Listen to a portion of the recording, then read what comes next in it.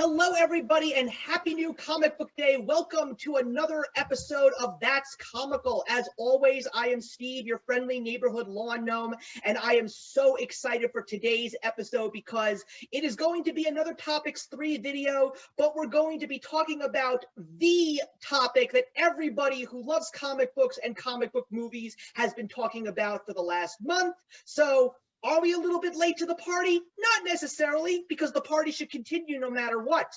But of course, I am very excited to have my guests with me today. Of course, same members of the comical family. I've got my younger brother from another mother, Andy, back for this show. Andy, great to have you.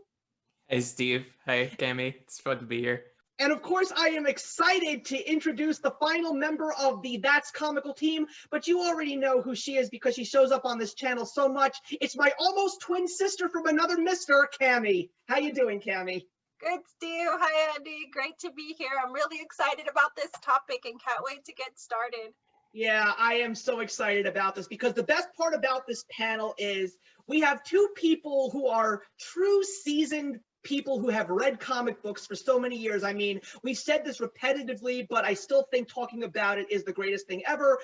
Andy is someone who literally was read Batman as a bedtime story. That is just absolutely fantastic.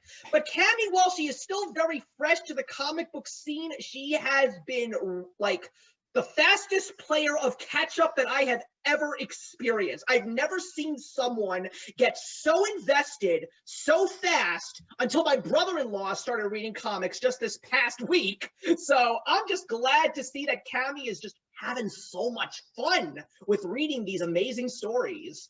I am loving visiting the backlog. I think I'm even like channeling my inner Momoa with my hair today. So I've got some Aquaman vibes going on.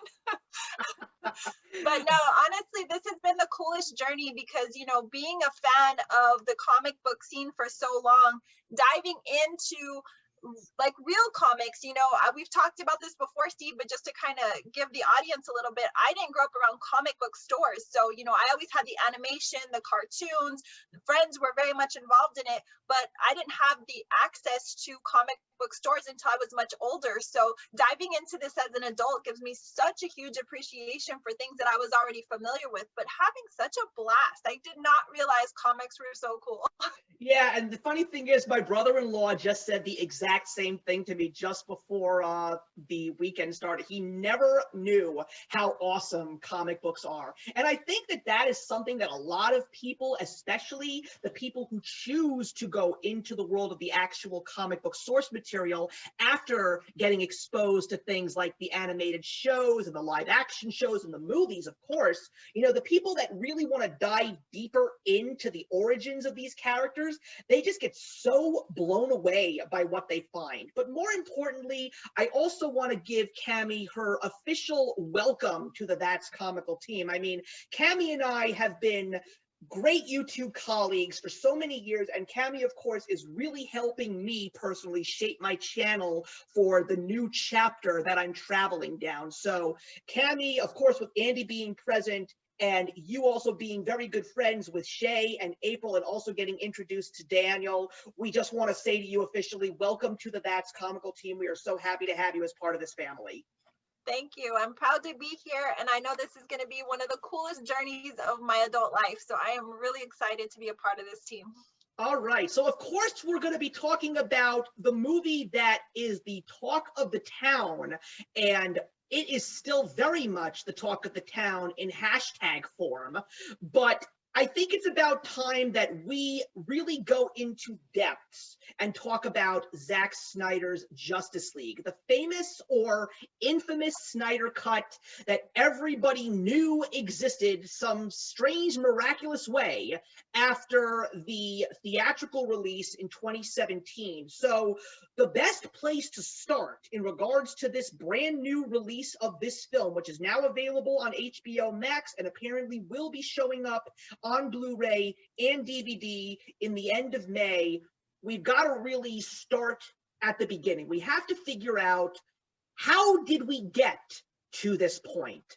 So I'm thinking the best place to really begin is when Warner Brothers and DC decided, after the success that they had with the Christopher Nolan Dark Knight trilogy, that it was time to finally go in the direction that Disney and Marvel Entertainment had done with their now groundbreaking lineage of the MCU. It was time for DC to finally do the exact same thing, make individual movies, make gigantic, epic crossover films to create the exact same type of world that Marvel had in the world of cinema, and rightfully so, because DC's comic book world is just as rich and vibrant as Marvel's comic book world. And I'm pretty sure, as a seasoned reader like Andy, you would totally agree with that.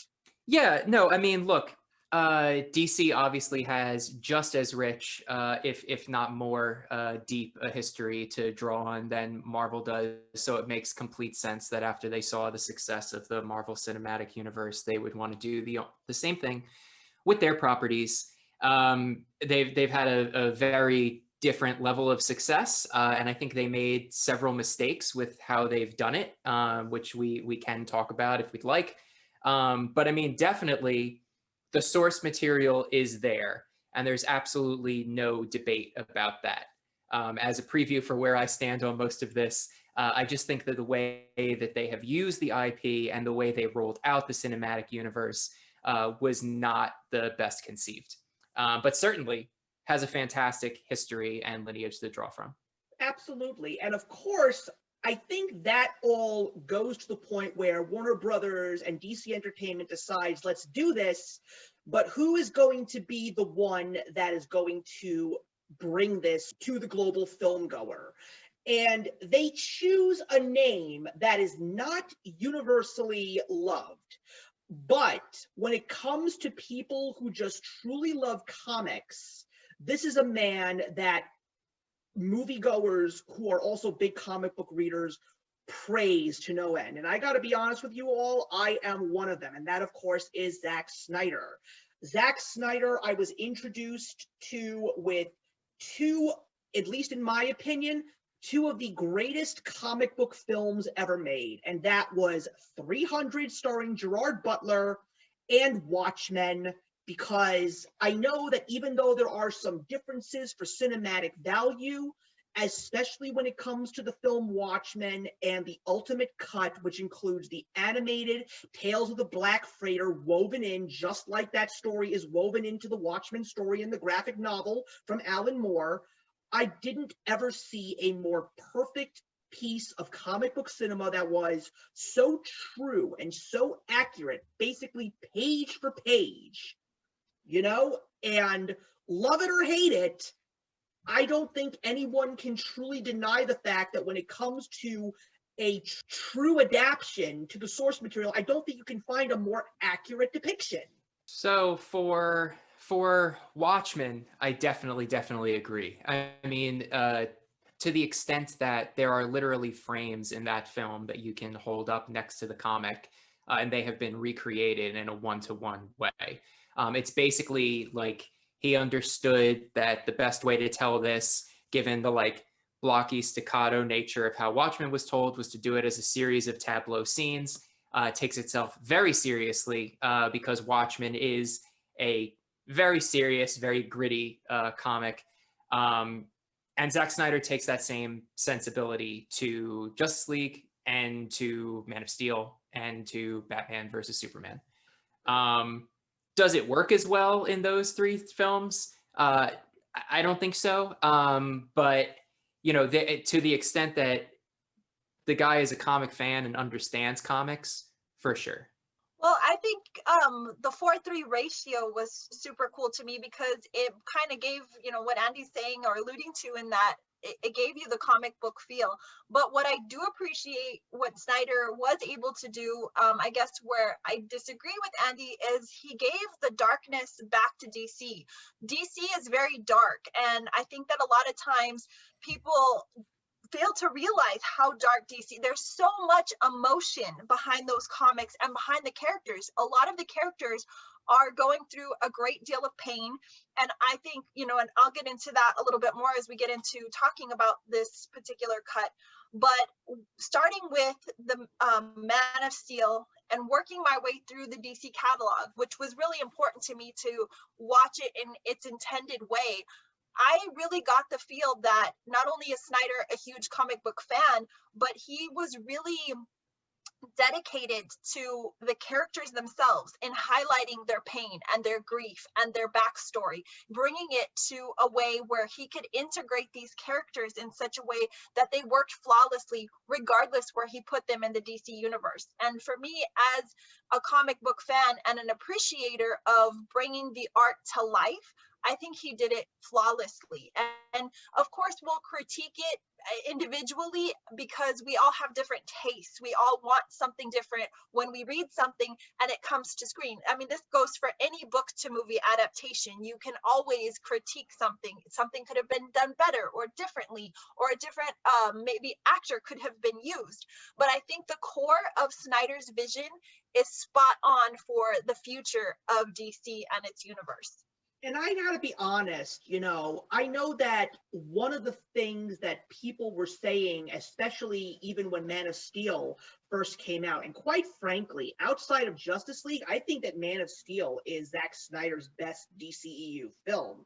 I mean, getting introduced to Henry Cavill and also getting other great actors like Michael Shannon to play General Zod and Russell Crowe to play Jor-El, and of course, Amy Adams to play Lois Lane. I think that the thing that people said that really upset me was the fact that they said that this is too dark. Like what they wanted was they wanted the Richard Donner, Christopher Reeve Superman. Well, the funny thing is we got the Richard Donner, Christopher Reeve Superman in Bryan Singer's 2006 film Superman Returns. And quite frankly, I think that that's one of the worst Superman films I ever watched, because when you want to talk about someone like me in regards to Superman, the only person outside of Zack Snyder who I would have wanted to see direct these kinds of films is Bruce Timm.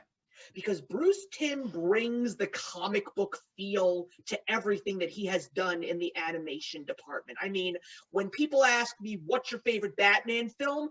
Everyone expects me to say The Dark Knight. I say no. My favorite Batman film is Batman Mask of the Phantasm. And rightfully so. It's a brilliant film. And I wanted to see, Superman still be the one that stands in the sunlight and stands for truth, justice, and the American way. But I want this guy to kick some serious ass.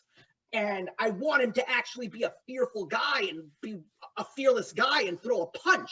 And when I went to see Man of Steel and I watched that incredibly epic fight in the air between Superman and General Zod with that gorgeous Hans Zimmer score, I was like, this is the Superman I've been waiting for. This is the Superman that everybody needs to know is who truly exists. And that's the other flaw with the DC extended universe. And that's the fact that the problem that Zack Snyder has is he's doing it for the comic book fans, but not everybody out there is a comic book fan. That's why the Marvel films have all that viewership and make all this money. But the difference between those two franchises is the fact that I personally feel that DC's world goes deeper into the psyches of the characters, develops the villains so much better, and just gives me that true comic book film feel. I mean, the Marvel films are great. Don't get me wrong. They're not Oscar-worthy films, but they're fun watches. They are comic book movies, but you still feel like you're just watching a typical movie sometimes and not necessarily a comic book movie. But I understand where Disney's going. They want to get the whole mass mainstream appeal. Unfortunately, that's one of the few things where DC lacks, but as a comic book fan, I don't look at that as a problem. But that's just me. I mean, I DC... agree 100% with you on that, Steve, because I think that so often in the past we have seen where it's catered to the audience, and that's fine for making money. But on occasion, it's nice to pay homage to where it started and where it began. And I think that by giving something to the typical comic book reader, you're creating something different. You're actually providing something that is like no other, something you haven't ever seen, and something that is going to stand out in your mind. And is it going to make as much money? It might not, but then again, it might do what it's done to me, and it might push new readers into the world of comics, and that's a pretty cool thing. So that all makes complete sense. I think it's interesting though, because I think a lot of the difficulty that the DC like cinematic expanded universe has had, and that's something that I find a little strange about the origin of this film and like how we got here, is for as much as I think you're both right that they're going for something different than what Marvel went for. And you know, this doesn't have to be an entire discussion about comparing DC and Marvel. It's just, it's impossible to not do it, because you look at this film, and what happened was the Warner Brothers executive said, we've got to make our Avengers. And it was, in my opinion, half-baked and too quick. Because before you got to the Avengers with Marvel, we were introduced to Iron Man, we were introduced to the Hulk, we were introduced to Thor, we were introduced to Captain America. Then we got the team-up film that also included Hawkeye and Black Widow, who had smaller but important ties in their own films. Seemingly what happened here is we did, all right, we've met Superman, we've met Batman, we got Wonder Woman in for a second, we got to do it. We got to make the Justice League now. We can't be left behind. And then that leaves this film to do the heavy lifting of introducing you to Flash and Cyborg. Like, it feels like we needed more solo films for this to land. I mean, it's not trying to be an art house film. This is like a blockbuster summer action film, and it wanted to be DC's shot at the Avengers, but they just ran to it too early when it would have really benefited from more solo films before it came out, I think. That leads into the other major issue that this franchise has had.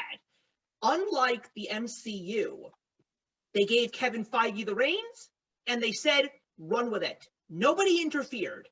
This franchise had way too much studio interference, because truth be told, if I could get into Zack Snyder's head, I don't think he wanted to go that route at all. But the problem is Zack Snyder has always butted heads with the studio because he has a vision. The studio doesn't think that vision is going to make any money. Let's go and take a look at what happened with Batman v Superman. Now, I went to see that movie, and what I loved so much about it was that it was an epic comic book movie. But of course, hearing the critics say it's not the Avengers, it's not a Marvel film, but that's the thing. These are not Marvel films. They were trying to be everything that the MCU was not, because Zack Snyder, I'm pretty sure, looked at those films as they're fun, they're definitely the movies that are going to fill the seats, but there's so much more depth to comic books, because everyone who seriously thinks that comic books are kid-friendly, maybe you should take a little bit of research and see comic books from the last 30 to 40 years. Ever since we had people like Alan Moore and Frank Miller and Chris Claremont come onto the scene, that campiness that people think of comic books, that's no longer there. I truly have to look hard to find a comic that has come out in the last 30, 40 years that actually is family friendly or campy or something fun and tolerable. These stories are deep. These stories hit you hard. And the other thing that really hurt Batman v Superman was Snyder wanted to make an R-rated film. Now, they were basically saying, if we make it R, then the kids are going to not be able to see it. And I'm like, oh my God, you know how many 6-year-olds I saw in my theater when I went to go see Deadpool? Come on. Seriously. The kids were going to be taken if they were actually asking their parents. And the thing is, he's had to sacrifice plot just to get the movie out there. So you can definitely tell when you're watching that theatrical release of Batman v Superman, you're getting something incomplete. You're getting excellent acting from Batfleck, who is now, Ben Affleck is the greatest Bruce Wayne and Batman combo as far as I'm concerned. That warehouse fight goes down as one of the greatest comic book film moments ever. And you even get Jesse Eisenberg as Lex Luthor, which I personally thought was a good idea when you really think about Lex Luthor like he has been the crazy mad scientist in comic books and stuff like that. So it was really cool to actually see that and then see the businessman transition as well. I liked that. But because of the fact that they had to make all these sacrifices because the studio told him to, then they had to take Suicide Squad and refilm it, make it funnier. The funny thing is now we have hashtag release the Ayer cut. So I'm really curious to know if that's actually something that exists and what the original Suicide Squad would have been, because quite frankly, when you see that cast, I'm really curious to see what the original vision was, and especially when the ultimate cut of Batman v Superman comes out and you see that crucial 30 minutes put back into this film, you do get a more complete movie, and you do actually look at it with a completely different set of eyes. And the funny thing is, a lot of people that I knew in the YouTube film community who went to go see it in theaters who liked the original theatrical cut, they praised the ultimate cut. And I think that's something to be said also about the interference of the production side of things, because I know I'm going to be the odd man out here, but I am going to go to bat a little bit for Joss Whedon in this discussion today because of where my heart lies with Joss Whedon. But I think that he gets a lot of flack for changes that were made to his version of this movie, Justice League, his version of it. But like Steppenwolf, for example, Steppenwolf was completely dumbed down and made to be less scary because the production side of things said, oh no, we can't show this kind of monster to children because it's going to scare them. So they had to completely change the look of Steppenwolf to appease the studios, and that's not right, because then Whedon gets the flack for it, like, oh, he completely butchers Snyder's film, when a lot of that was put pressure on him to make these changes, to condense storylines, to not give so much character and backstory to these individual characters. So, you know, things like that need to be taken into consideration when we go into giving him the flack that he receives for his version of this. And in addition to that, he did come from a Marvel background. So of course he's going to try and, you know, put that in, those elements into this film, thinking, oh, well, maybe all comic book type movies should be one and the same. And I'm sure there was pressure to compete with the success of the Marvel industry and the MCU power and say, hey, well, you've worked on, you know, Agents of the Shield, you've worked on the Avengers. Can you throw a little bit of that magic into Justice League? So there's a lot to be said there when we break that down.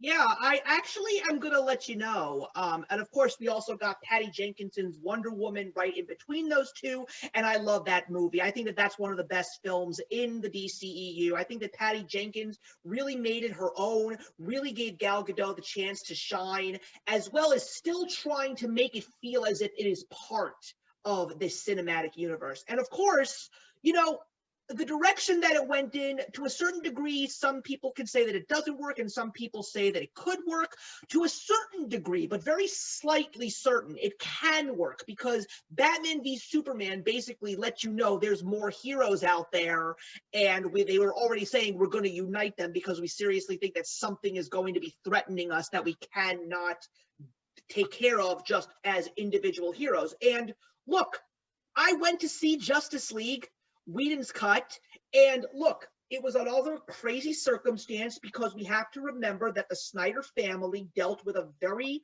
horrible event. Their daughter Autumn committed suicide, and Zack just stepped away. And yes, when I heard that Joss Whedon was going to take the reins, I still had high hopes, because he has done good things. I mean, he is responsible for two of the biggest cult classic television shows in Buffy the Vampire Slayer and Firefly. So I'm a Firefly fan. I loved the Avengers. I really had high hopes, and I saw it, and I own it. And even though I knew that it wasn't the best movie I ever saw, I had fun with it. But the only reason why I own a copy of what is now known as Justice League, I'm not kidding, I just felt that there was never going to be another version. So you got to, at least, if you're a completionist collector like myself, Cammie and Andy, you know that very well about me. I just said there's no reason why I shouldn't have a copy of this movie. And the funny thing is, after all those years of release the Snyder Cut, does the Snyder Cut exist? What was going to happen here? What was going to happen there? And then finally, there's even billboards in Times Square with hashtag release the Snyder Cut. And then they make the announcement right around the pandemic starting saying, yes, the Snyder Cut does exist. And yes, we're going to finally give Zack Snyder the chance to show us his true vision. I was very excited. And I even rewatched Justice League to anticipate it. And you want to know what the funniest thing is? I actually still had fun with the 2017 theatrical film. But of course, I was very much excited for the vision that he had originally planned for, a rated R version of this film, because, again, I'm a fan of 300. I'm a fan of Watchmen. I'm a fan of all the other DC films that he directed. So I was very excited for this film, but I wanted to prep myself to see what we got originally until we got to where we are right now. I think that's a good point for me to mention. And Steve, I know you know this, but Cammie, I don't think you do. I've never seen the theatrical cut of this movie. This is my only experience with Justice League is seeing this Snyder cut. So that definitely has some impact on how I think about it. So I think it's important for everybody to know about that. Also, while Steve was speaking, I remembered I left out Aquaman when I was speaking before. While we did get an Aquaman solo film, we didn't get it before Justice League. So that's that's another one to that list. And then the last thing that I'll add real quick as we start to talk about the Joss Whedon version a little bit. I am a huge Joss Whedon fan. However, Buffy is one of my favorite series. You mentioned Firefly as well. I think Joss Whedon is a wonderful director. And I can tell he was brought in because the studio wanted to capture a little bit of that Marvel feel, and with what he was able to do with the Avengers, trying to force that onto the Snyder version of the film. Though it is worth mentioning, it's a little dishonest to say they're finally going to release the Snyder Cut that existed, because there were $70 million of reshoots to make the Snyder Cut happen. So it wasn't simply in a bank vault somewhere, as the executives, maliciously twirled their mustache saying, we're not going to release this. There was still $70 million of work that went into this film coming out, which also is neither here nor there. There's obvious reasons, understandable reasons why Zack Snyder had to step away from the project, so it wasn't completely done. I just think it's important for us to say it's not like it was locked away and they released this Frankenstein monster when they had this, because there was still work to be done. I think it's going to be interesting, just to piggyback off of what Andy said real quick, is that we are going to start seeing this from the DC universe. We are going to get these individual movies that you seek. I know that you got the Justice League before you got your individual pictures, but I think that now, I think maybe in a way the studio thought, let's reverse what we did with the MCU. Instead of giving you individual storylines first, let's tell you what the group is and then let's break it down. And I think that might in a way be a little bit more powerful, because now we're more invested as a group and now we want to know more about these individual heroes and their backstories. So maybe it might end up working for the studio. Well, now I actually have a question. So I don't know if the both of you can answer it, or it could just be Andy or just Cammie, but it's actually a two-pronged. If you have not seen the Joss Whedon cut, would you actually consider watching it just to see what was there before we got this epic film? And the second question that I want to ask is, even though someone like Andy, it's because you didn't actually see the Joss Whedon theatrical release, were you at least up to speed with all of the banter that was actually going on Twitter? Like how all these people were laughing at it and nitpicking. Like, I think one of the things that I could never avoid was the whole thing with Henry Cavill's Superman having a digitally removed mustache. Like, even Deadpool 2's teaser trailer made fun of that. Like, the fact that Hollywood was making fun of this movie says a lot about the importance and the relevancy of this hidden vision of Zack Snyder's that people were trying to find out. It was literally like, dare I say it, trying to find the lost city of Atlantis or the Holy Grail. Like, people really wanted to know, does this exist? And the reason why I think a lot of people believe that it did exist was because every single time that Zack Snyder released a comic book movie, there was always an extended director's cut that followed. Would I go back and watch the theatrical version? I don't think so. I mean, the reason I didn't watch it in the first place is that people I know and trust and agree with and have very similar taste to were like, man, that was disappointing, Andy. You don't got to go see it. Like, all right.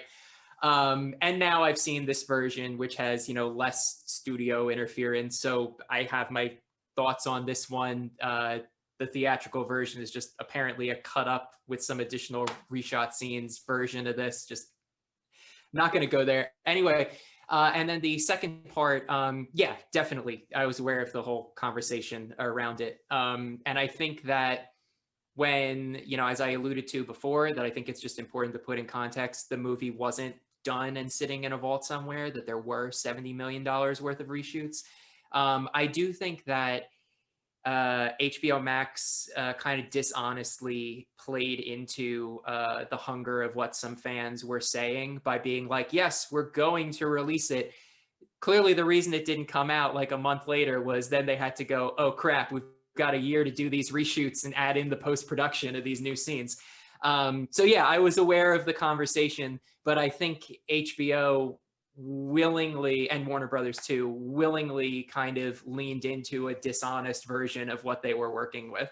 Okay, since Andy made a confession, I'm going to make a confession that I actually haven't confessed to you, Steve. And that is, I actually watched Snyder's cut before I watched Whedon's cut. Wow. Okay, now I'm really curious. Now it's a very okay. This is exciting. I want to hear this. I really want to hear this. Okay, so we have been diving into comics, and it's very clear that where we started with, Batman Red Son, that got me very interested in what potentially could lead me to the Justice League. And so what I decided to do after I completed reading that series was I was like, you know what, now is the time. I am going to completely dive into the DC universe, and I am going to watch it in its intended versions as far as how it was released and how you should watch it in terms of making sense.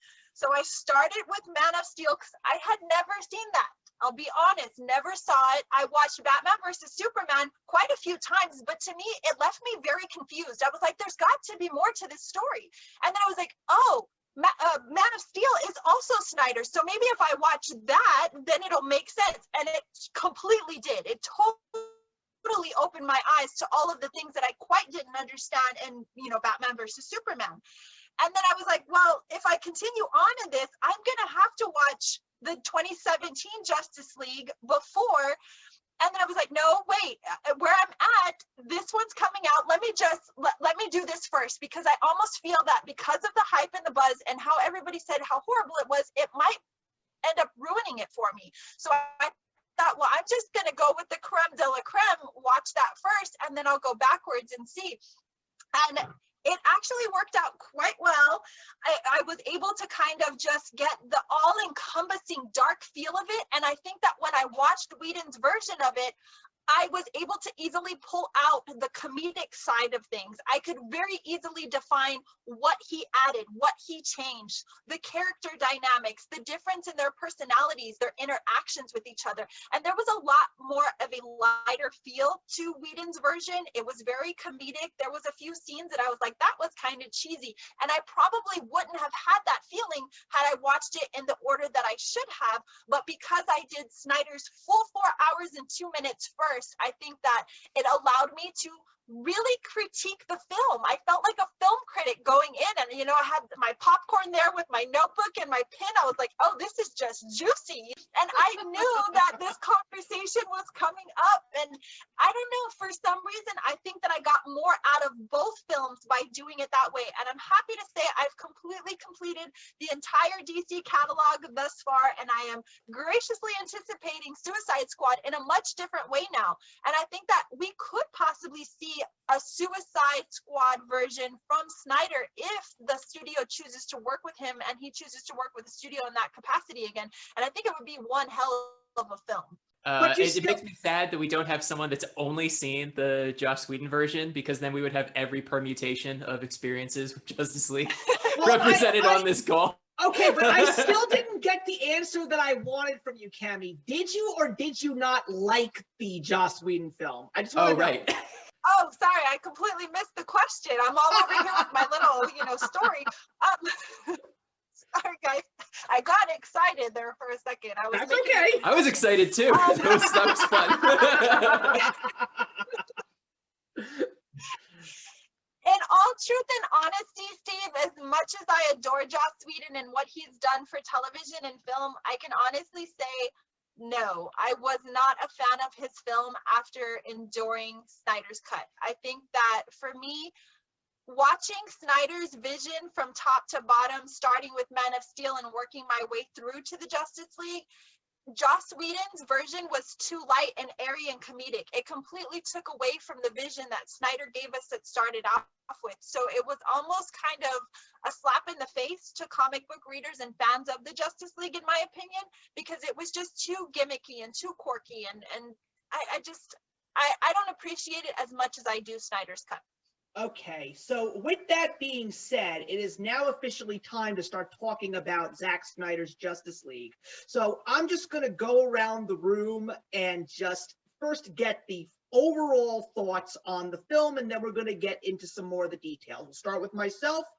I am just going to say that this is still the best film of 2021 for me, but then again, that says a lot because we really haven't gotten much in 2021 as of yet.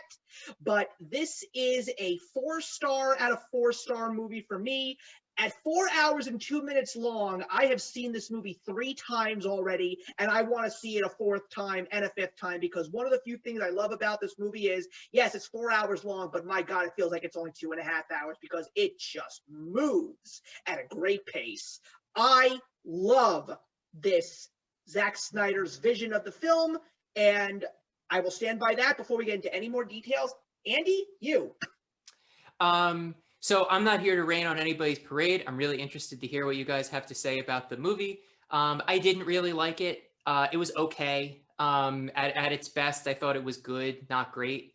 I think the movie is hyped up for a lot of reasons that make a lot of sense. And I know that it's a major release, a big budget film, and something that's great to be able to have discussions about.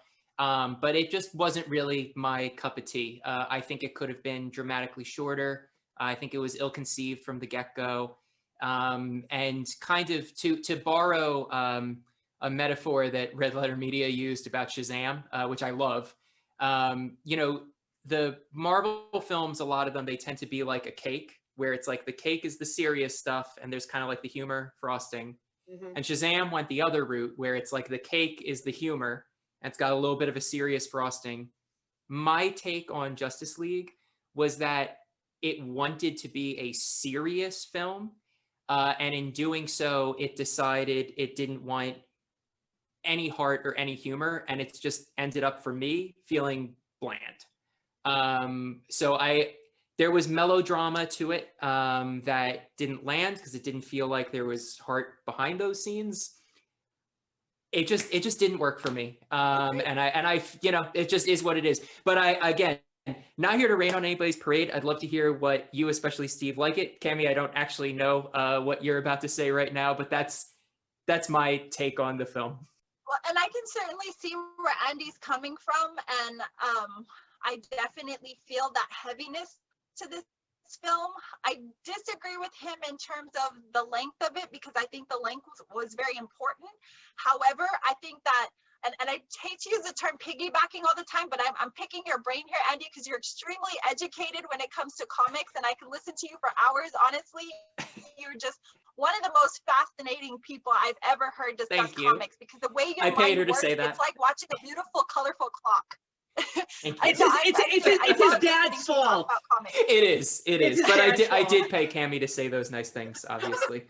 But thank you. Well, please shake your father's hand, because you did an excellent job in just setting you up for greatness. But in all due respect, because I know that your knowledge is well surpassed mine, but I do feel that the intent of this film was that it was the darkness and the heaviness, because I think that a lot of film critics got it right when they reviewed this film, in that this isn't so much about a plot in terms of comics. The real heart and soul of this film is grief and parenting. And when we take those two very heavy subjects, and then we individually look at each of these characters that make up the Justice League, we are getting kind of a story within a story within a story. And do that times 5 times 6, and you're kind of getting this inside story, which I think is really what Andy has wanted all along from the DCEU, and that is these individual stories of characters. Now, where I think the lesson of the length could have happened is if we would have gotten these individual stories, and then we wouldn't have gotten, say, so much backstory on Cyborg and the relationship with his parents, and the default of the relationship with his father.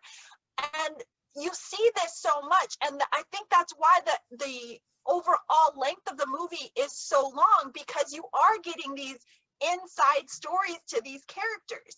But when you break that down and you look and you really analyze these characters, and you see that each of them individually is grieving in their own way, each one of them is taking some very deep-rooted depression, something that causes them great darkness, and they're using that as their way to push themselves, to fuel their self as not only a hero, but as a human being. And I think that sometimes as comic book readers, we forget that some of these heroes are human. And so when you take those elements, in addition to the parenting, and not necessarily for the individual character, I mean, in some cases with characters, we're seeing their parents physically. In the case like Batman, I mean, we always know that Batman is dealing with the death of his parents, but where like Man of Steel and Batman versus Superman, he was using that as a vigilante. Here, he's using that as a new way of invigorating and bringing these forces together and saying, you know what, I could live in darkness, I could live in pain.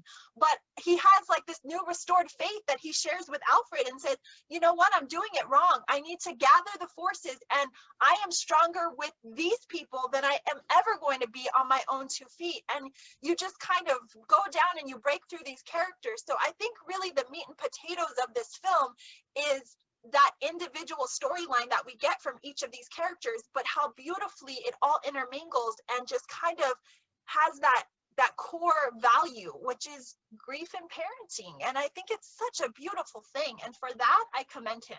That really kind of centers a lot of stuff, because I was curious, genuinely curious to hear what, now knowing that you also like the film, like hearing it like that, curious what it was that jumps out. And it's interesting that that's the theme you draw on, because I should mention that my favorite part about the film is everything about Cyborg. Yes. And I think that, part of the reason why I'm talking about how like, oh, some of this stuff would work better as a solo film, like it ended up being bloated, trying to accomplish too much. Part of it could definitely be that I feel we missed out on a Cyborg solo film that kind of keyed in on some of the stuff. I really felt he was the heart of this movie. Everything I liked about it really stemmed from the Cyborg storyline. And so a lot of what you were saying, I'm picking up what you're putting down, because I see the direct parallel between that like piece of it and like kind of drawing it out into the rest of it. So that helps a lot to hear. That was very informative. Well, I just want to say something, and I want to know if anybody agrees or disagrees, but it is just me that thinks that one of the best parts of this film is Jeremy Irons as Alfred, because I absolutely loved everything in that movie about him. One of my favorite scenes in the movie is the scene where he's showing Diana how to make tea properly. I think that is just one of the most hilarious parts of the whole movie. So that's the thing. When a lot of people say that things like Batman v Superman and Justice League, there's no lightness, there's no humor in it, I'm like, then you're not paying attention to Alfred. That is where the humor of these movies is. It's all within Alfred, and that's what I love so much. I mean, another one of the best lines of the film is when Bruce introduces everybody to Alfred. He says, "This is Alfred, I work for him." I love that line. It's so funny. But you're absolutely right, Andy. that is one of the things that made me so upset when I look back at the Joss Whedon theatrical release, because there was so much story about Cyborg that is non-existent in the Joss Whedon film. They basically make him look like an insignificant character, someone who's just sitting in an apartment and brooding. But the fact that we actually see his origin, the fact that we actually see the relationship that he had with his mother and with his father, and how he truly grows into a hero, because that's one of the major plots of this film. It's the development of a superhero. And to a certain degree, you also get the same from The Flash. You have a guy who is already a superhero, already has discovered his powers, but he's still learning how to become that true hero. And that's also because, harping on what Cammie said, he's dealing with a lot of pain because he knows that his father is in Iron Heights prison, but he knows that his father is innocent. And because of the fact that he is dedicating his life to getting his father out of prison, he is not truly developing into the person that he really should be. And thanks to meeting with these great heroes, he becomes that hero that he knows that he should be, and he's also becoming that human being that he knows that he should be. Now, another thing that I specifically want to harp on is, to me personally, it filled in the pathway for the Aquaman film, because one of the few things that you don't see in the Whedon cut is, how does he get the trident and how does he get the armor? And the scene in the Whedon cut, when you actually see him with Mira for the first time, like, it just doesn't make sense. Like, what is this scene for? But you see how he gets the trident and you see how he gets the armor. He gets them from Volko, who's played by Willem Dafoe. In the Aquaman solo film, you get the relationship. So basically, I think that Justice League is actually the paving of the direction into the Aquaman movie, because at the very end of the film, Aquaman says, "I'm going home to visit my father." That's where the Aquaman movie actually starts. So I love the fact that with this additional time, again, that's also, according to you, Andy, where the movie faults a little bit, because we could have gotten these solo movies first, but this extra time that is given is specifically for the growth of the character development. And even characters like Lois Lane and Batman and Superman, who are already established in this film, you still get a little bit more. I think that one of the few things that the film critics community in YouTube talked about a great deal is the fact that if you look very carefully in Lois's apartment, she has a pregnancy test. So what does that mean? Is she actually pregnant with Jonathan Kent? We don't know. Well, I definitely want to piggyback off of what you just said in terms of Cyborg. I really do think he's the beating heart of this film. And the reason I say that is because, you know, I've talked about the grief and the parenting, and there are fractional pieces of each of those in each character within the Justice League. But I think the unique thing to Vic Stone is that he is coming into being a superhero, and he's still not quite through the grieving process of dying. He wanted to die. He didn't want to become this thing that his father created, and he's going through the grief process of not only dying but living again, becoming something new, grieving his mom, and now having to accept his father for what their dynamic of their relationship is. So he is certainly the beating heart of this film. And I think that, to piggyback also off of what you said in terms of the transition into Aquaman and how a lot of that makes a lot more sense, I think this Justice League is like the mother box of what we're going to see for the individual films of the future of Let's DC. hope. Because, and not to be corny or something and use this as a term, but come on, we're talking about mother boxes here. But I really see this as that segue into being able to now tell these stories, because we saw so much richness in the length that this film was given. And so now we can take these stories because we're familiar with them, having spent some time with Cyborg, having spent some time with Diana, having spent some time with, you know, even Bruce Wayne in a different way. I feel like I saw a different side of Batman in this film. And now we can segue into these darker stories, these storylines, and give these characters that individual story that they all deserve. So I'm very excited to see what potentially this could create. And I think that there is so much here that many directors could work on. Even if Snyder chooses to cut ties with the studio and not take this over, I think that he has created such a masterpiece that, assuming the right director and writers and producers get behind these projects and not butcher what he has manifested, I think we can have some beautiful films come out of the DECU. Yeah, so I have no problems with with serious comic book movies. So far I mentioned, compared to Marvel stuff, I mentioned Shazam, which is a DC movie that I think was done very well, but obviously very different, very humorous. I do like that already. But I should also mention, for what it's worth, that Joker is one of, if not my favorite films based on a comic, and that's the complete other direction. Super serious, takes its source material, incredibly reverentially, and tries to make as I hate to keep using the word, but as serious a film as possible, and it works, and I love it.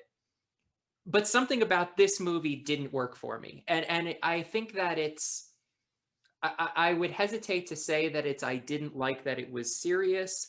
I just think it was a little, it was literally washed out. It's a very visually dark film. But I didn't really feel like it accomplished too much with that choice. I kind of felt like it wanted to be gritty, so it was a little gritty. But I didn't really feel like they took advantage of that to tell a quote unquote serious story.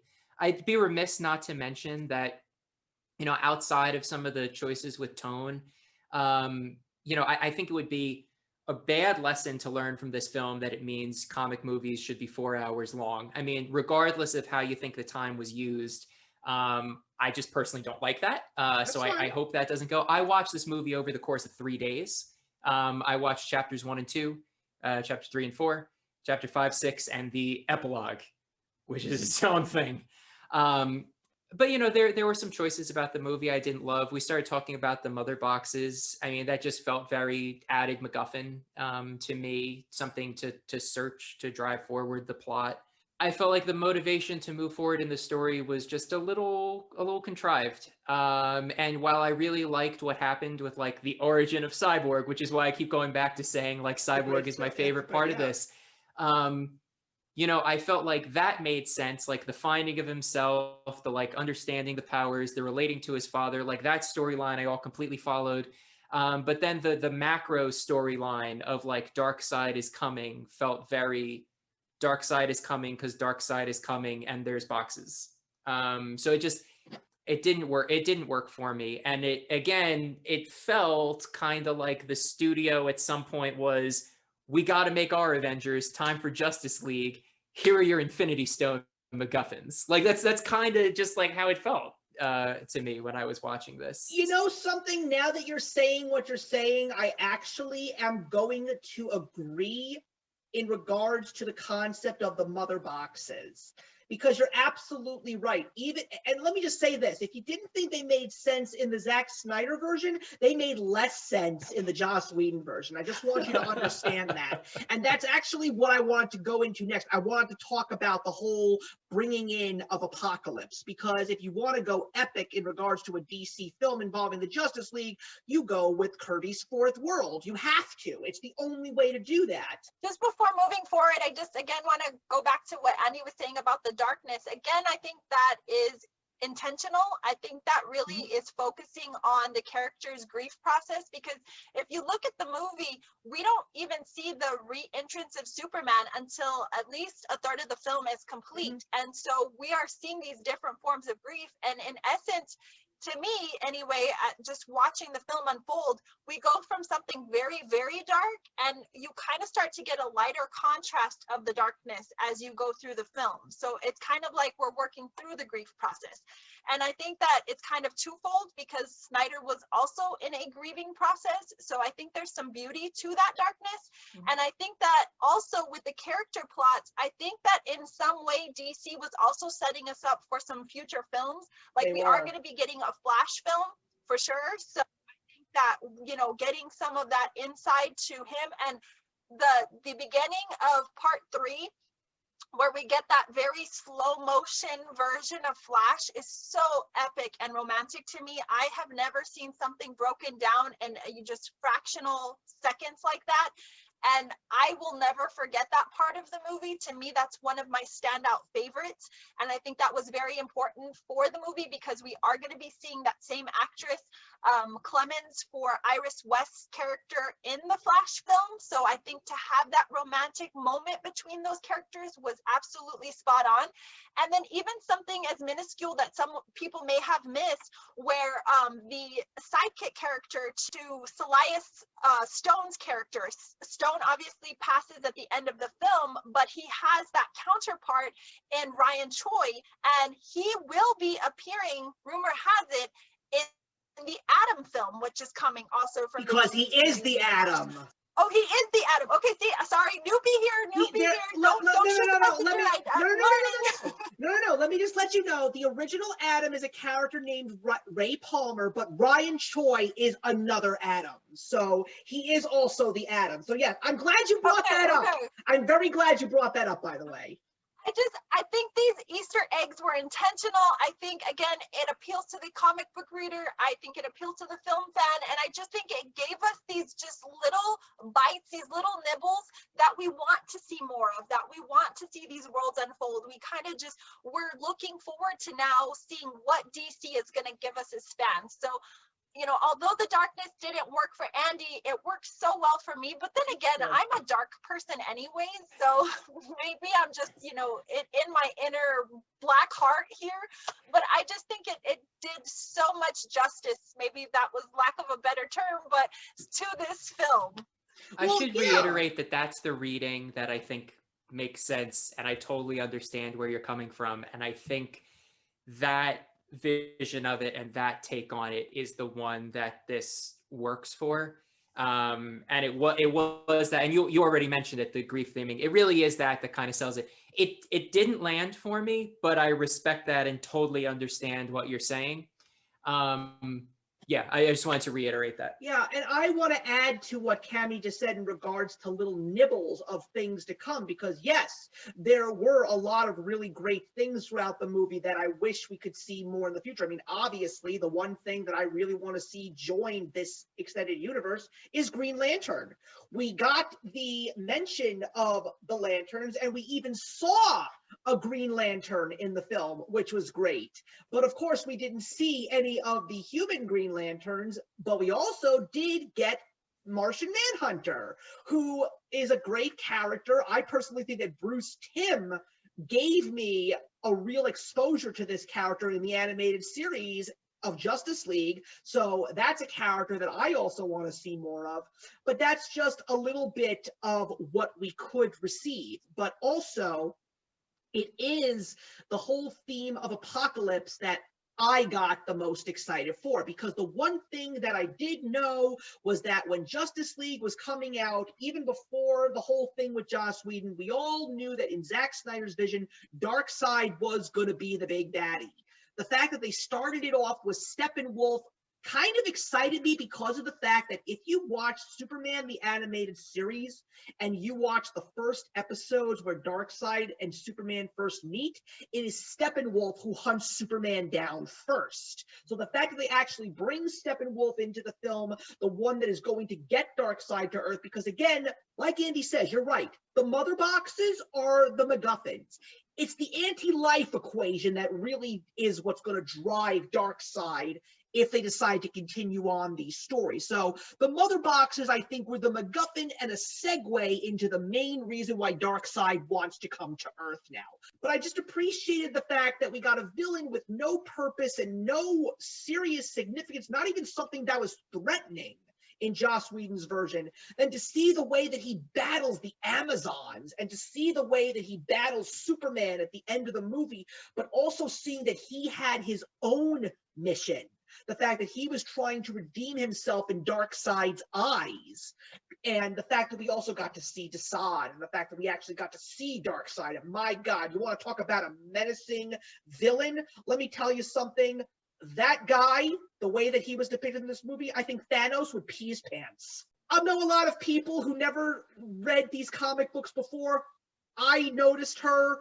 I want more Granny Goodness. To actually see Granny Goodness at the very end of the film, because I love Granny Goodness in the animated series, and I love the fact that Ed Asner voices Granny Goodness in the animated series. So I want more of these movies to see more of her. And also, the other little nibble that we didn't get to mention yet was it was the post-credit scene in the Whedon cut, and it's the scene with Deathstroke and Lex Luthor on the boat. In the Justice League Whedon version, it's basically Luthor asking Deathstroke, shouldn't we have a league of our own? So you're like, oh my God, the Injustice League is coming. I'm excited. But no, it's very, very different. He basically leads Deathstroke to Batman. And that, believe it or not, was supposed to lead into the Ben Affleck written and directed solo Batman film, which is now becoming the Robert Pattinson The Batman film. And I gotta be honest with everybody out there. No offense to you, Andy. Look, I watched Joker and I thought it was a good movie, but I didn't look at it as a comic book film. It was more of a film that gave me a great drama with awareness to mental illness, which I think is something that is desperately needed in our society right now. But I am not interested in the Batman either. I am not. Because while I appreciate the fact that they're basically saying, oh, don't worry about it, this is Earth 2 Batman, you don't need to include it in the Snyderverse, Earth, whatever, I'm still not interested in that. I'm sorry. But will I see it eventually? If the reviews are good, I'll see it in theaters. If I'm not interested in it because the reviews are so-so, I'll wait for DVD. Plain and simple. But I loved the introduction of Jack Kirby's Fourth World. I loved the fact that we got to see glimpses of Apocalypse. And again, Ray Porter, who did the voicing of Darkseid, absolutely brilliant and menacing, even with all the effects to make him sound like a deeper version of Smaug the dragon from The Hobbit. It was beautiful, and it just got me so excited for projects yet to come. So what did you think about Martian Manhunter specifically? You touched on Martian Manhunter very briefly. My take on that was just because of a history with the character, especially the animated Justice League series, I'm able to read like more into that and enjoy some stuff. While in the context of the film, I kind of thought Martian Manhunter was bizarre and out of nowhere and didn't add anything to the movie itself. But it seems like you don't agree with that. So I just kind of wanted you to talk a little bit more about Martian Manhunter. It's yes and no. Yes, I like it. It is a little bit weird just to have him thrown in there. But the thing that I like so much about Zack Snyder is the fact that he's doing this as a comic book fan and he's reaching out to the comic book fans. You don't need backstories. You don't need stuff to teach you everything. You as a comic book fan know all this crap already, or at least you should know this. Like I said this last night on the episode of The Old, the New, and the Awesome with Cammie.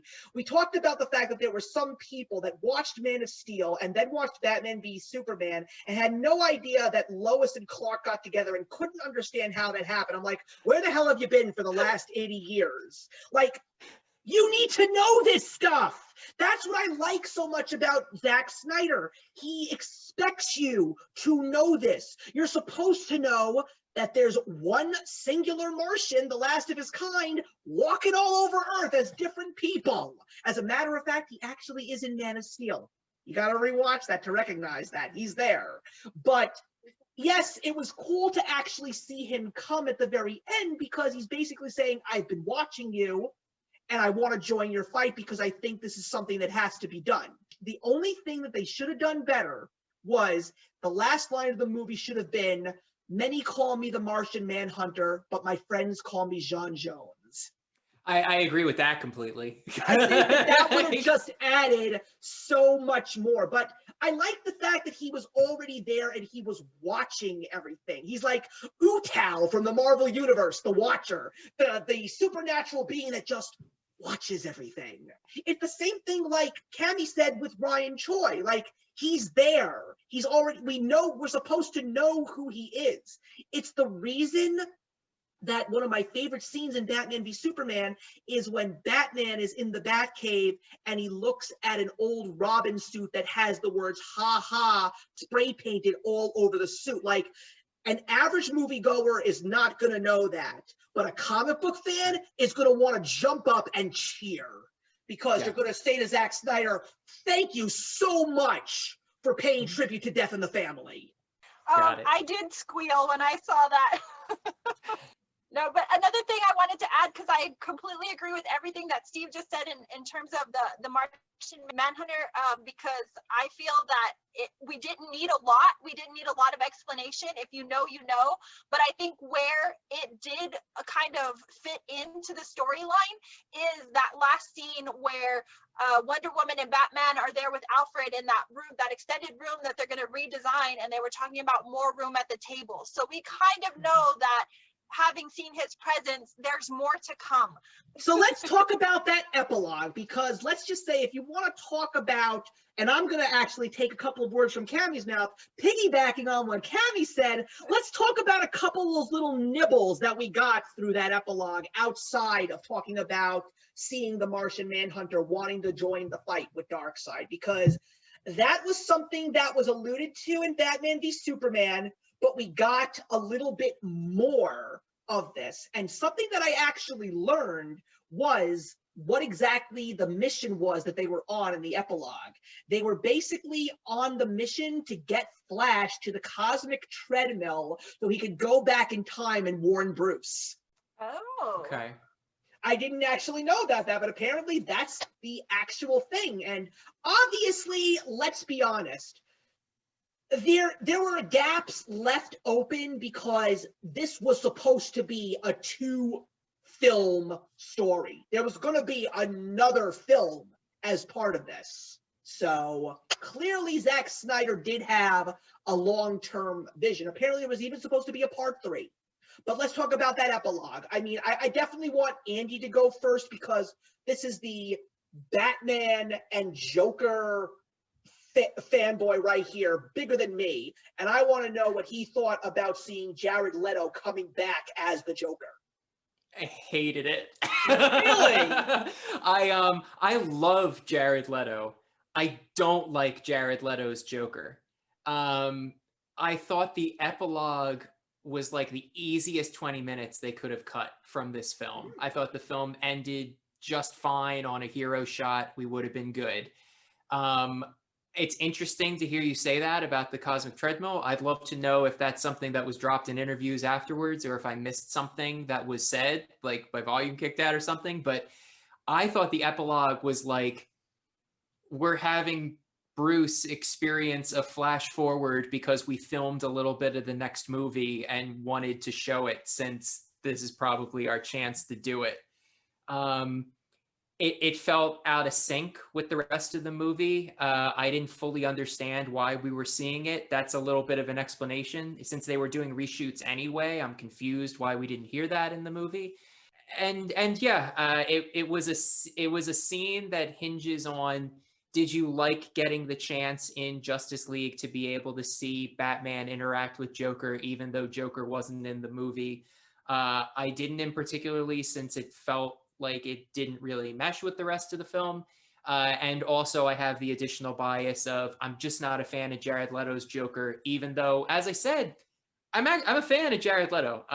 So it's just a weird storm of things for me, where the easiest 20 minutes that this film could have saved and not been 4 hours was the entire epilogue. As much as I admire Andy, I feel like I'm always disagreeing with him to some degree, and this epilogue is definitely needed. All good. I adored the epilogue. The epilogue was exactly what my Batman inner fiend needed. I loved the dialogue between Ben Affleck and Jared Leto. I personally like Jared Leto as the Joker, because I feel that he encompasses that attitude. There's just certain actors that can get it, and I think that he's got it. He's got that laugh that just sticks with you and haunts you. He's got those eyes that will just sear you, and that dialogue works so well. It's like the world stopped and you couldn't hear anything else around. It was just what he had to say to the Joker, his true feelings. And I feel like this conversation, there was no holds bar. Like, they didn't hold anything back. And maybe that was just having come off reading Batman and the Three Jokers. I think I had a different interpretation of the Joker coming into, coming off of that comic series. And I felt that in that dialogue, and knowing that some of that dialogue was ad-libbed when he was talking about giving Batman a reach around, a little crass, yes, but that just goes to show you that Batman can't exist without the Joker, and the Joker can't exist without Batman. I think it also kind of left a segue for a potential look at maybe DC doing something with the Three Jokers and giving, that whole storyline a go. There's also a probability of bringing in the Justice League versus the Suicide Squad. There's that potential. So there's just so much that could come out of just that 20-minute conversation that was just so dark and so deep and so rich. And I just think it texturized this film that was already, I wouldn't categorize it as gritty. I think that it's sandy. I think it leaves maybe some, some peppercorns in your mouth or something. But I do feel that there is certain characters that you just kind of have to pop in there to give both moviegoers and comic readers that feeling of, I need to come back. When you do the next film, I'll be in that seat, and I really feel that this was important for bringing fans back, because, although not everyone is a huge fan of Jared Leto as the Joker, he plays the role so well, and I loved that from beginning to end. Well, to be honest, Andy and Cammie, I think you might be very surprised with my attitude on the epilogue. Is it good? From an acting standpoint, and as a DC fan, possibly seeing inklings of the multiverse, seeing the inklings of Crisis, yes, it's great. But is it something that had to be in this movie? No. I feel that this was definitely something that was still left wide open, because all we know, as people who have watched all these movies, we know that Lois is the key. The key of what? We still don't know. And I feel that this thing that has now officially been dubbed the Nightmareverse is something that could have easily been brought to us in a different film, expanding what we already got. But I do think that when it comes to the epilogue, the scene on the boat with Deathstroke and Lex Luthor, that was an essential thing to see. And of course, having the Martian Manhunter communicate with Bruce, that's another thing that I felt was more of an essential thing. But I'm not going to deny the fact that when the Joker basically is telling everybody that Batman knows everything when it comes to loss, and he goes, like a mother, like a father, and then he turns around like an adopted son, and I was like, oh my God, you just went there, buddy. I cannot believe you just went there. And then I'm like saying, and I'm like, yeah, and I'm not lying, I yelled at the screen when I was watching it for the first time. I was like, now I need a Death in the Family movie. Give me a Death in the Family movie. That's all I want right now. But I just love the fact that I think that the thing that Zack Snyder did in this was just him being the fanboy that he was and just playing with his toys. Like, he wanted to bring as much of his love of the DC world into these scenes. He wanted to show the relationship between Batman and the Joker. He wanted to show the Death in the Family thing. He wanted to prelude to the cosmic treadmill, the multiverse, all that stuff. I mean, like I said, it didn't need to be in this movie. It could have easily been put into a different movie, because, I mean, for crying out loud, when Cyborg gets the vision, did any of you actually spot a dead Kilowog on the floor? I did. Nope. Yeah, I found him. I found Kilowog.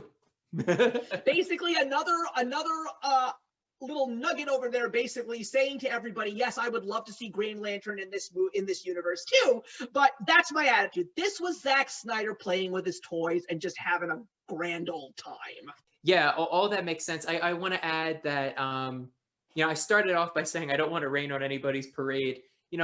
This wasn't the film for me. It's totally fine that I disagree with, you guys who enjoyed it a lot more than I do. It just never feels good to be the person on the side of it who didn't get to have the joy. So just know that there's no ill will, or I think less of the opinion or something. It's just not the film for me.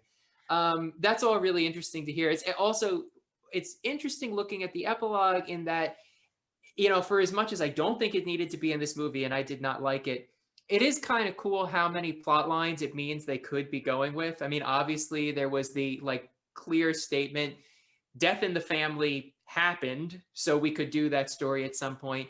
Me seeing that scene combined with some stuff about Lois, I was thinking about Injustice the entire time I was watching that. And we hadn't mentioned Injustice yet, so I throw that out there. Worth mentioning that, the epilogue, there's no post-credits scene in this film, right?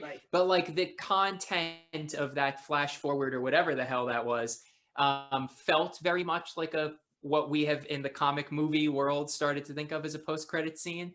I kind of think it's worth mentioning that, his name's Bruce Wayne, I'll drink to that. That feels like a really good post-credit scene that didn't overstay its welcome. Exactly. And I would have taken instead of the epilogue and had a really fun, ooh, what comes next?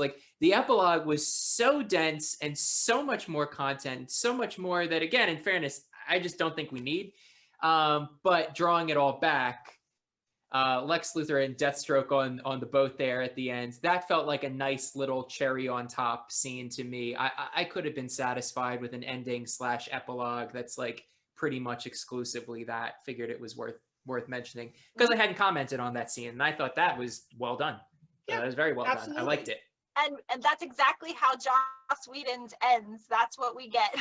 Oh, is it? But, it's just a little bit different, just different dialogue. That's fun. Different dialogue, but that's your scene. You don't get any of this Batman Joker stuff. Makes sense to me, but okay. But after listening to you guys banter about your vast knowledge of comic books, I definitely could see that maybe potentially this would have worked somewhere else in a different film. I think that Snyder, knowing that perhaps this was his last go around with the studio, that's why he threw it in. So it might not make a lot of sense. It might be a little bit cloudy to us, we're already inundated with all this story and dialogue and, character backstories and so forth. It was a little much, but I think that maybe had we gotten a Snyder version of Suicide Squad, that would have worked perfectly at the end of Suicide Squad to kind of branch us out into all these other stories that you guys are talking about. So there's just a lot of palatability here. There's a lot to digest, and that's the case with any movie that's over 3 hours. You're just going to be inundated with all of these potential storylines, so it's fun, but it can be a little overwhelming. Right. Also, thanks to you guys really appreciating the scene of Deathstroke and Lex Luthor on the boat. That is also one of the scenes that has another one of the best lines in the movie, and it comes from Lex Luthor when he says, "No, I have too much to live for and more important things to do." I just love that line so much. Also, okay, so before we get into the final piece of this discussion, let's just throw a couple of things out here that I think we can all agree were fantastic in this film. The Junkie XL soundtrack is incredible. Yes. Wonder Woman is the best part of this movie outside of Cyborg. Her action sequences are incredible. I love those action sequences with her. There's so much emotion and heart in that movie. And when it comes to lightheartedness and comedy, I am very glad that the one thing that was in the film still was the scene when Commissioner Gordon turns around and the Flash is the only one there because he doesn't know how to do these things yet. And he's like, "Oh wow, they just got up and left. That's rude." That's still one of the best parts of the whole movie.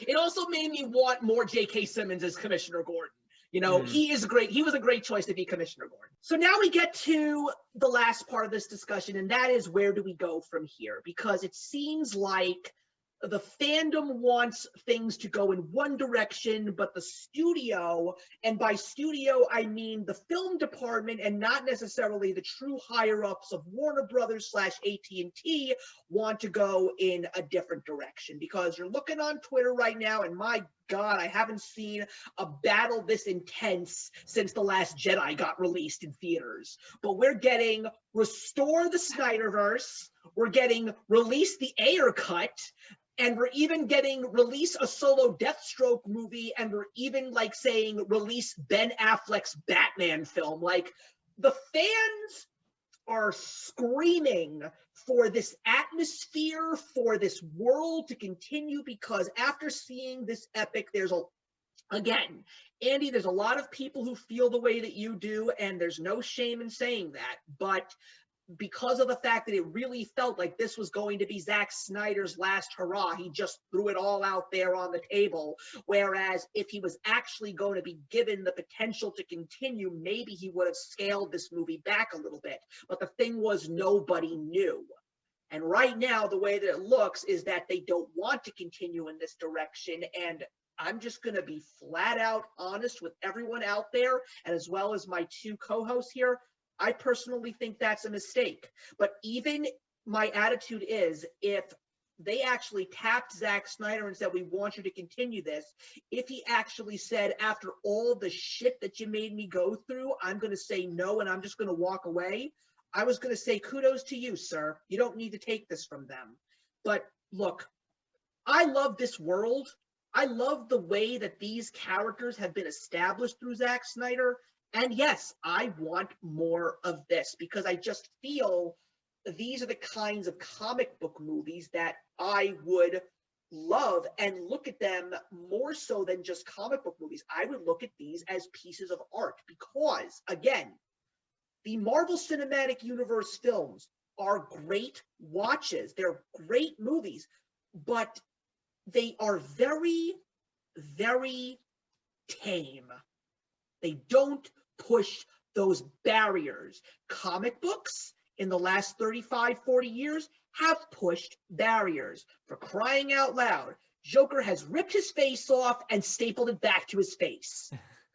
Okay? That's pushing barriers. They have killed characters. They have had new faces take up helms of old, well-established fan-based characters. They have made characters on television shows that ended up in comic books. I seriously think that as a collective whole, DC has done more innovative things for the comic book world and for the comic book fans than Marvel has ever done. And that's where I'm going to stop before I open up the floor to everybody else. Well, I think mine's going to be fractional, just because I don't have a lot more to add to that. I definitely agree, but I think that in order for DC to be successful and to continue on the path that I feel that would make it most successful, and that is keeping it dark and rated R, is they really need to look at the power that they're giving Ann Sarnoff, because I really feel that in some way she's going to destroy this with her negative vibes that she kind of gives the fan base, because it's almost like she's trying to deliberately divide the fan base, you know, those of us that support Snyder and those of us that don't. And I think that by doing that, and she's not being, you know, intentionally toxic, as some people have labeled her as, but she's putting snippets out there that she already has this vision of where she sees the DECU going, and it's a complete opposite really of what I feel the fans want. You know, whether you are a true comic book reader or not, I think that she's going to do a huge injustice to a potential huge marketability if they just stayed dark and they stayed rated R. Because if the Whedon verse taught us anything about this, is that going light, making it comedic, dumbing down that dark side of it, you know, even to the point of dumbing down the villains and the darkness and the scariness of these villains, you change the complete dynamic and feel of the story. And so to be true to your readers and to be true to your fan base, you really have to be true to the story. So I think it's important going in that any filmmaker, director, producer, writer that chooses to be a part of these films keeps that in the back of their mind, that they really do have a fan base to kind of tailor these movies to. And in order to be successful, don't look to Marvel to emulate and copy them, even though I'm not trying to compare apples to oranges in any way. Characters and storylines are completely different, and what's written is done. But we can't always look to the MCU to create the DECU, because that's a huge mistake and a travesty to all of the readers. So that's my final take on that. Yeah, I definitely don't think that the DC universe needs to try to mirror the Marvel universe and can be a completely different thing with a completely different flavor. And again, you know, both of you guys and a lot of people who are fans of DC really like this movie and like this direction. From where I'm standing, not loving Man of Steel, Batman versus Superman, or this, I'm not the intended audience here, so I just kind of step back a little bit on that. I find it kind of strange that Snyder kept getting shots at this, since I don't believe that we had much commercial success with any of the films leading up to this one. And then the $70 million to make this one finish and happen just kind of feels like they just keep throwing money at this project. So for as much as we say studio meddling, there's someone there who like really wants this Snyder thing to happen. So it's not for lack of trying. But for me, it just hasn't worked. Fans want to see these storylines happen. Nobody on this call represents that toxic part of the fan base that I just can't stand on Twitter, making a whole like big weird culture war out of this thing that it's just, do you like the movies or you don't? So I'm not trying to pull all of them into it, because there's real fans who really like this. And for them, I hope they get more of the content that they want. I'm way more excited about Black Adam. I'd love to see the DC universe going a little bit in the Shazam direction. I realize it makes the most sense with that character, because that's what that character is. And God, do I think they nailed it with that kind of Raimi-esque tone. But again, these movies, clearly, now that I've seen them, given them a chance, not really my thing, and there's nothing bad about that. I'd love to hear more about what the streaming numbers did with this, and also to see how the Blu-ray sales do, because I'd love to see how people vote with their wallet around this one, or if it's just more money to Zack Snyder that didn't go anywhere. This is something else that I really want to throw out there, and this is not me expressing myself as a DC fan or a comic book fan. I want to bring the movie fan of myself into the fray here, because you're talking about someone who has watched a great deal of comic book movies. And yes, I have even seen Howard the Duck. But the point that I'm trying to make here is that there was a time when comic book movies were being made and they were being compared to B-rated films. And I don't want to get Cammy upset here, but yes, unfortunately, a lot of those really cheesy, over-the-top films that people make so much fun of are those old 1970s and 80s horror films. Unfortunately, horror has been put in a massive cheesy light for so many years and had that crazy cult fan base. But as someone who has seen the true good, the bad, and the ugly, I really feel that when you see movies like Sin City, A History of Violence, Road to Perdition, Scott Pilgrim versus the World, Dread, when you see those kinds of comic book movies, do they make the big box office numbers like Iron Man would or a Disney Pixar film would? No. But every person that you speak to who has seen those movies always says, oh my God, those movies were awesome. So when you have those kinds of movies made with true fans making them, I mean, again, even video game movies, Warcraft did not make much money in the box office. But as someone who played World of Warcraft for 10 years, I thought that movie was true to the source material and very well done.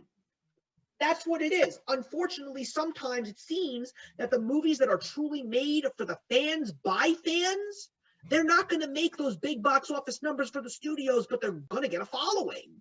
People are going to buy those movies on Blu-ray and DVD. I mean, I'm going to say this right now. We all know that Todd McFarlane is planning on making a Spawn movie. Now, is that movie going to make as much money as a movie like, oh, I don't know, Spider-Man Homecoming? Probably not. Because there's people out there that are like, who the hell is Spawn? I know who Spawn is. I think that Spawn is one of the greatest comic book anti-heroes ever made. That movie is gonna get a buzz. I mean, I'm seriously sure that the reason why Deadpool made the money that it did is not because of the fact that it was Deadpool. It was because it was Ryan Reynolds as Deadpool. People who don't know who Deadpool is, they went to see Ryan Reynolds be an idiot on screen, which he loves to do so much and so often. That's why Deadpool made a ton of money. And that's what I'm trying to say. These movies that people throw the concept of toxic fandom around, I think it's because of the fact that they don't know this world. And most of the time, if not always, these people don't want to get into this world. That's why I have said to so many people, I don't know if Phase 4 of Marvel is going to be as successful as the first three, because they are going deep into the world of comic books in Marvel and going to be making movies out of characters that were known, but not really popular to begin with. I mean, I got to be honest with you guys. I didn't know who Shang-Chi was. I didn't even know who the Eternals were. So are these movies going to be as successful as Iron Man, Thor, Spider-Man? I don't know. It's a bigger conversation than I can get into all at once, especially that end part. The shortest version is, I think, to a lesser extent, Marvel had demonstrated that they're willing to put in the time and build the capital with fans to be able to tell some stories that are a little more out of the box. I think you see that through WandaVision, which I was a big fan of. And I think you can only tell WandaVision and only take the experiment of that being how you launch Marvel on Disney Plus if you've built up enough trust and capital with your core fan base over the time to do something so unexpected and so different. So I do think that Marvel has probably built up the history and the fandom that people are along for the ride for some of these lesser heroes. You know, as for the Snyder thing and the Snyderverse, just going back to it, you know, it's not just as a diehard comic book fan who would say that Batman is his favorite superhero with his favorite stories. You know, I don't think it's as simple as the Snyderverse is like the content that's made for diehard fans, and so that's why it isn't doing as well. It's just not the style of movie that's made for me, and I don't think that makes me lesser of a fan. Nor do I think that's what you're saying. I want to be clear. No, Andy, Yeah. you are always going to be a bigger fan of these heroes than me, and that's because of the rich history that you have with these characters. But I think it's worth saying that, you know, not without going too much in depth, you know, kind of the fights that happen about this online that don't get as much nuance. And when people talk about toxic fan bases, I think that the wedge that tends to get placed is that trying to, and again, this is not about anybody on this call.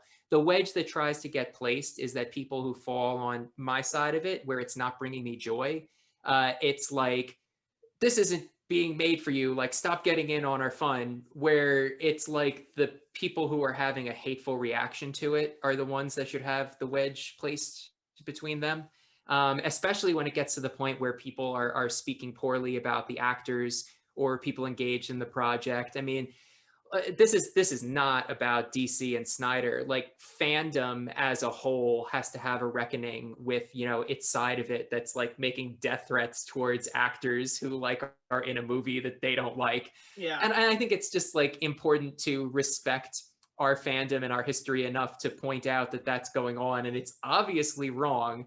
And like, how can we drive the wedge not between us who are fans of comics and just have a different take on what we'd like to see, and people who are using it as a dishonest bad actor point to be able to turn it into something that it's not and make the movement something toxic. That's its whole video that I'm not qualified to talk about. But nevertheless, we're all real fans here. It's just a difference of what we're hoping to see and what we're hoping to get. For me, this ain't it.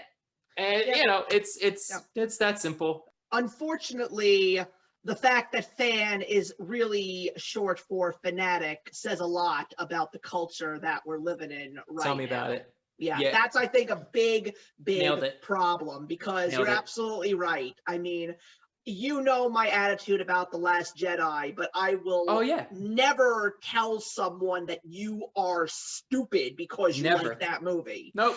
What I really think, I think what I've learned from this whole discussion is we need to make a brand new segment on That's Comical for Andy called Bedtime with Batman, where he reads young kids Batman stories. I think we need to do that. I want people to see exactly how big of a fan this person is. All right, and today's issue, we're reading some Frank Miller. Gonna skip that page. Gonna skip that page. Gotta skip that page. Yeah. Cammy, is there anything you want to say before we officially close it out? No, in terms of like new stuff, I think that Andy nailed it.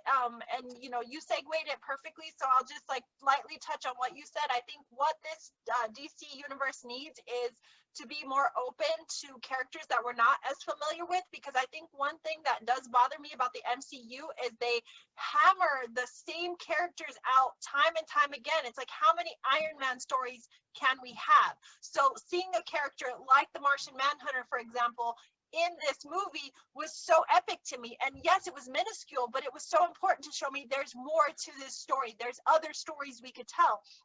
And I think that in terms of toxic fan bases, you know, Andy, you hit it perfectly, because we shouldn't be pitting against us as readers. We obviously all come to the table with different levels of experience, different levels of interest and likes, and there's so many levels and layers to not only the amount of comic book characters and source material that's out there, but also how you interpret and perceive it as a fan. And so it's very important to separate the comic fan from the moviegoer, because those are two very different worlds. I always tell people this, you know, when it comes to reading books. You know, I'm a horror book reader, but when you compare horror movies to horror books, that's like comparing oranges to apples, because it appeals to a different audience. So I think that where we are losing people in a really bad way is we're pitting these images of how we feel that this should, you know, take place, and really we have no creative control. We just say, this is what we vision, this is what we hope for, but we need to be kinder to each other. But this really, the basis of it, and like Andy's saying, you can't really hash this out in the little fractional time that we have. This is really a social media issue. People are so toxic as a whole on social media that it's almost become nomenclature to just be ugly and just so crass to people that you have no idea who they are, what their background is, know nothing about them, but are just so horrid to them because of their opinion. And where did that, you know, just neutrality happen? It went away, where you can have your opinion, I can have mine, and collectively we can come together and have a great conversation and not hate on each other and not say mean things to each other. This needs to happen in this world also, because if we are going to continue on, whether it be with Snyder or with a completely different director, we need to learn to find that basic element of being able to kind of break down that movie and love the actors or hate the actors. It doesn't matter. Just say, this is the good that came from the film, and this is not what didn't really work for me. That doesn't necessarily mean it's bad for you. It just wasn't for me, and that's okay. You know, it just needs to be happy, healthier conversations as well. Well, knowing that we are getting a Black Adam movie, and knowing that we have heroes like Green Lantern, Hawkman, the Atom, and even Zatanna coming down the pike in the world of DC films, I think there is still a great deal of potential to be had in this universe. But that, I think, is going to wrap it up for this episode of That's Comical. What an amazing episode that it was. It was so great to talk about this movie with the two of these people here. And like I had said in another episode, there are big things coming for That's Comical, and I know, as Cammy being the film appreciator that she is, we're going to be seeing her back talking about some comic book movies and comic book shows a great deal. And of course, you can always catch her on the DC Animated Live Show, which has a new episode coming very soon to my channel in May. But in the meantime, everybody, it was so great to have you all. If you enjoyed this video, please do not forget to leave a thumbs up and a comment. We would would love to talk to you, especially in real time. And if you want to see all the craziness that happens here on this channel, please do not forget to subscribe, as well as hit that notification bell so you are up to date with all of our latest content. But thank you all for watching, everybody. This was wonderful, and we will see you in the next one. If you enjoyed the video you just watched, feel free to leave a comment. Also, feel free to subscribe if you want to be up to date with our latest videos. Thank you so much for joining us today, and we'll see you in the next one. Actions speak louder than words.